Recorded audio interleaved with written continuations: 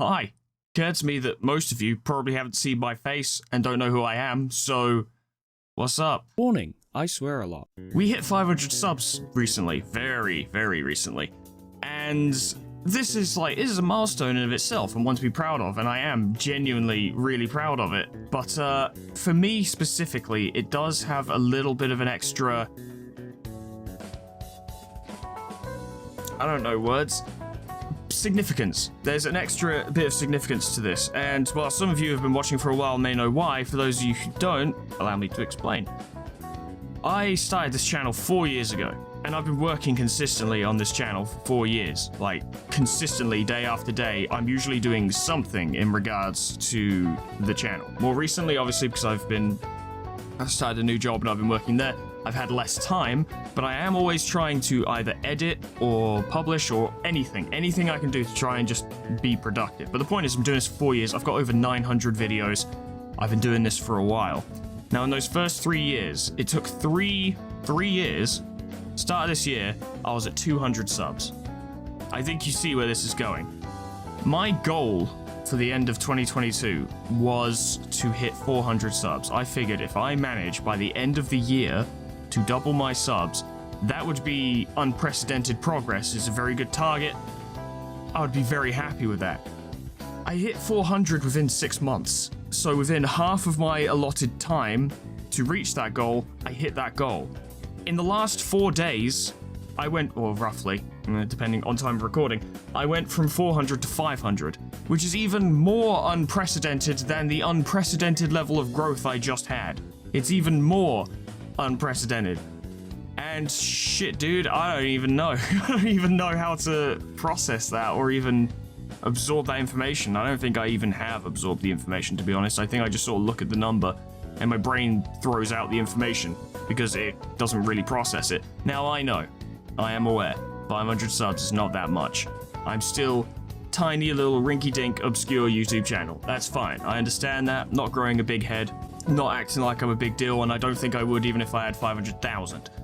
But for the amount of work I've put in and the amount of minuscule returns that I've seen at times, it's a big deal for me. Now, this is almost entirely thanks to LobCorp. Let's be real, this is entirely thanks to Lobotomy Corporation bringing in just a fuck ton of people. Like, it's actually been absurd. I put up part 6.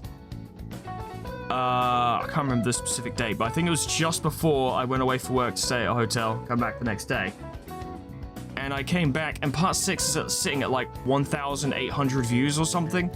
I don't even know. It's part 6. You think everyone would go to the first one and then work their way up, but no. A lot of people watch part 1, then they skip 2, 3, 4, and 5, and then watch part 6, which is funny because part 6 has that massive outbreak containment, which was just so much fucking fun to record.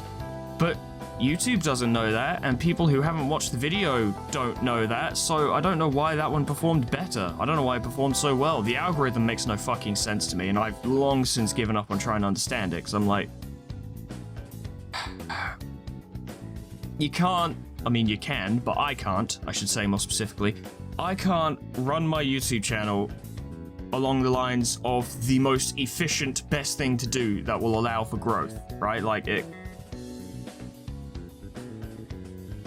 it's not fun to do it that way. If I was doing it that way, and the people who have been here for a while are going to start rolling their eyes because they've heard me talk about this before so many times, but I can't sit here and just play Fortnite and Apex and stuff like that and just get scared by horror games because I'm really bad with horror games. They make me really fucking anxious. So that'd probably have a negative impact on my health, and I can't do that for the sake of success. It is, has, and always will be important to me to run this channel my way. It needs to be fun. It needs to be enjoyable. If I wanted to make money, I'd do literally anything else. This is not a good place to go to make money. Maybe back in like 2012 or something, this was something of a cash cow, but it's not anymore. It's a very overinflated industry. So I'm not putting up content with the intent of a fast track to success. You know, I put these videos up, I choose the games I choose, and I make the videos I make because I want to make them, because that is something I want to do, and I know I'll enjoy doing it. I make the videos and perform because I like performing. That is the long and short of it. I like having a creative endeavor, something that is mine, and the channel is mine. And I've never had anything like that before in my life, so I'm very passionate about it. I'm very proud of it, and I'm very proud of the progress and growth that we've had this year alone. What was it? How many were we at the start of the year? It was 200 at the start of the year. We've gained 300 subs. We've more than doubled. And the 6th month, we're not even really halfway through the year. We kind of are. It's the 18th at the time of recording. That's technically halfway through the year. But we've only just gone to halfway through the year. We have more than doubled the sub count. And that's absurd. I was talking to my friend Sweetman about it yesterday. We went out for a couple of drinks, and neither of us could figure out why. Like, he's an ardent supporter of the show. He's been watching since day one.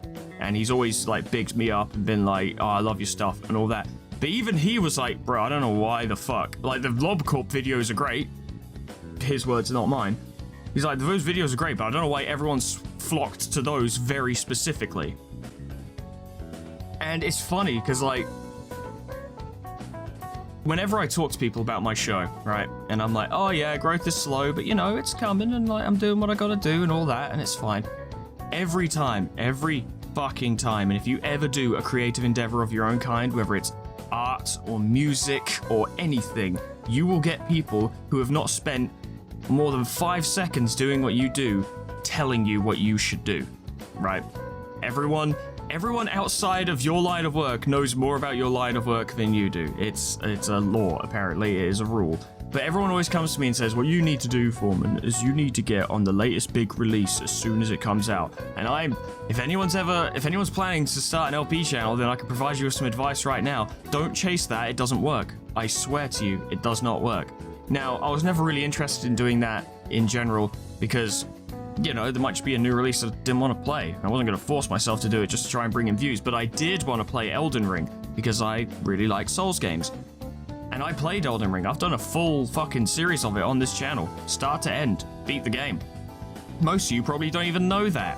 And that's because no one fucking watched it. Despite the fact I recorded that, like, what, 2-3 days after it came out? Something like the first episode went up not long, very soon after Elden Ring had been released. And people were talking about it, and it was, you know, trending or whatever the fuck.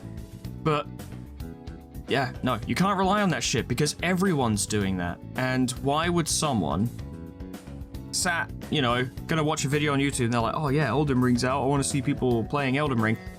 And they've got, like, I don't know, as an example of someone popular, we've got Markiplier, who has put up an Elden Ring video. And then, assuming they even see my video on the homepage, which is highly unlikely, they see my video, which is much smaller and probably quite clearly has less production value. Which do you think they're going to go for? It's not going to be mine, is it? Whereas LobCorp, thanks to the recommendation from King DDD, I'm very grateful to you for that recommendation, by the way, I stumbled, I guess, into a very unique and valuable opportunity, because from what I gathered from everyone who's been commenting on the videos in the LobCorp series, because I've been going through every single comment, and that's taken quite a lot of my time, but I'm happy to do it. LobCorp seems to be a little bit underrepresented amongst Let's Players, amongst video makers, amongst gaming commentary channels. Not a lot of people are doing LobCorp. Because everyone came in like, oh my god, it's so good to see someone else doing LobCorp. And I'm like, why aren't people playing this game? It's fucking phenomenal. I love LobCorp. That has been such a serendipitous, happy coincidence where I found a game that I genuinely love playing and really enjoy playing and look forward to recording that is also successful. That's rare. I don't know. Have I ever had that happen before? Yeah, I'd say twice. First with Deltarune Chapter 2. I love Chapter 2. That's such a good fucking chapter.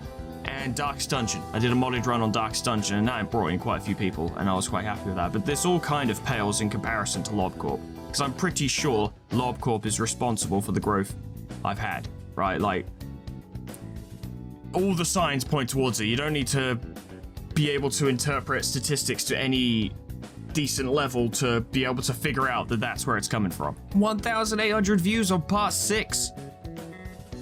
The fuck?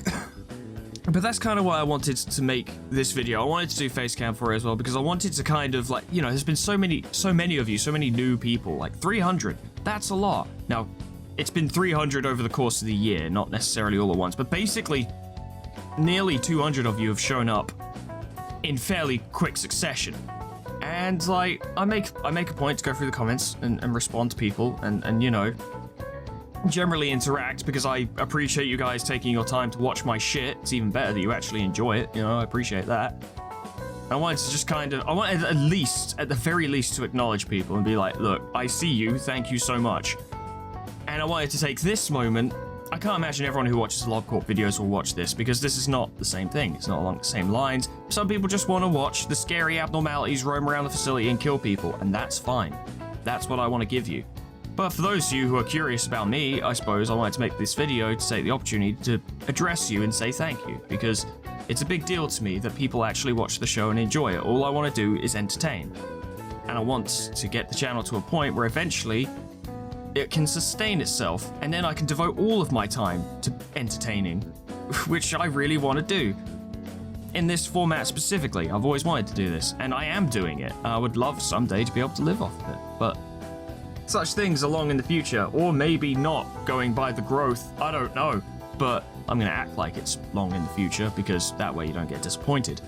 I don't want to take up too much of your time with this little roughshod bullshit video that I'm doing just to say thank you, because, you know, you got things you want to watch, you got lives you want to live. I don't want to hold you up. I can't imagine I have anything that interesting to say. That was stronger than I thought it'd be. But I did want to take the opportunity to say thank you. And I did want to take the opportunity to acknowledge you, all of you, for your fantastic advice during the LobCorp series. I feel strongly, actually, not even think, I strongly feel that you guys' advice and tips are what have allowed that series to go as smoothly as it has, which is hilarious when talking about LobCorp, but like, we've made steady progress. We're not in a dead end yet. Probably not, I hope not. We're not at a point where we're stuck on a day and just can't progress. Everyone's explained stuff to me, so I'm like, oh, okay, if I fuck myself over, I can restart and have stuff be saved and continue from there, and I will if things go wrong. I'm determined to beat LobCorp on camera. Don't get it twisted. Also, because I'm answering this question a lot, which is fine, I don't mind at all. If you have a question, ask it. If you have a question, you ask it, and then I address it in the next video. Don't worry about it. I don't expect you to know everything I've ever said. But back to the point. Some of you have been asking about the Library of Ruiner? Library of Ruiner? I am 100%, like, as close to 100% as you can possibly get within the confines of realistic thinking, planning to do Library of Ruiner after Lobotomy Corporation. 100%. Absolutely. I am very intrigued by Project Moon now that I've played LobCorp, because holy shit, LobCorp. Like, I don't know if this will go up or if part 7 of LobCorp will go up first, but things are getting interesting. Don't want to spoil, but things are getting interesting. Yeah, fucking Project Moon are good writers. Very good writers. Quite excited, actually, to see what's going on there. And I'd also be really excited to see what's going on in Library of Ruiner.